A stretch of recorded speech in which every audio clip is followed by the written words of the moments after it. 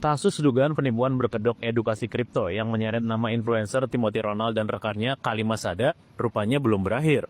Lebih dari 30.000 korban kripto Timothy Ronald pun terus berusaha agar uang mereka berbentuk kripto yang diduga dikelola Timothy Ronald dan Kalimas Sada bisa kembali seutuhnya.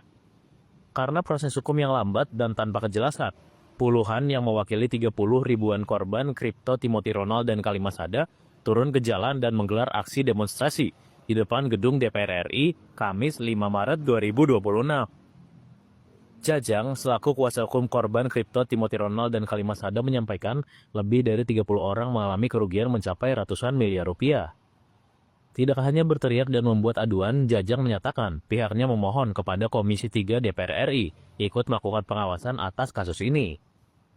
Jajang juga mengeluhkan lambatnya kinerja kepolisian. Padahal, proses hukum sudah berjalan selama 3 bulan. Namun, belum ada titik terang yang berarti bagi para korban.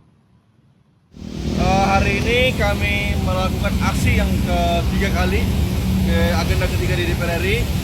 Tujuan kami jelas, meminta perlindungan hukum, meminta pengawasan dari Komisi 3 terhadap proses hukum yang sedang berjalan di Polda Metro Jaya, agar proses hukum dapat berjalan dengan tegas, berkeadilan buat para korban yang sampai saat ini belum diproses oleh Polda Metro Jaya, yang belum ada progres yang sangat signifikan. Artinya kami menduga bahwa ini sangat lambat prosesnya. Oleh sebab itu kami datang ke Komisi 3, kami mengadu, kami minta perlindungan hukum agar proses hukum ini dapat dilaksanakan dengan secepat-cepatnya dan tegas terhadap proses hukum yang sedang berlangsung di Polda Metro Jaya.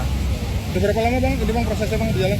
Prosesnya sudah 3 bulan ke hari ini, belum pernah ada progres yang signifikan.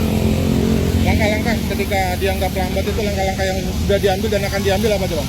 Kami sudah melaksanakan ini ketiga kali aksi massa sebagai bentuk bahwa kami kekecewaan kami, bentuk bahwa kami minta negara memberikan keadilan kepada para korban. Total ada berapa korban bang dan kerugiannya berapa bang? Korban yang saat ini sudah bergabung dengan grup para korban sebelumnya hampir 30 ribuan orang lebih. Tapi yang hari ini hanya perwakilan saja dari DKI Jakarta. Total kerugian ada berapa bang? Mungkin Kerugian yang pertama sebagaimana kita ketahui 200 miliar lebih, dan sekarang sudah berkembang sampai mencapai 500-600 miliar. Nah mungkin ini kasusnya dugaan penipuan ya bang? Atau seperti apa bang? Kalau terkait kasusnya kan banyak nih ya yang kami laporkan. Satu, penipuan. Yang kedua, terkait dengan transfer dana ilegal.